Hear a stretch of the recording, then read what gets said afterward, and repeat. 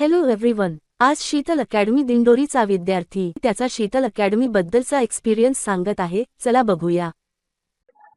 Hello friends, good morning. My name is Shraddha Sagar Ukharde. So I am telling you about first experience about the Sheetal Academy. So my friend told me about the Sheetal Academy. Me and my parents want to the Sheetal Academy for admission. Then I am first meet Mr. Pankaj Khelnar sir. Then Pankaj Khelnar sir tell me about the information of Sheetal Academy. Then sirs give me the one book for reading.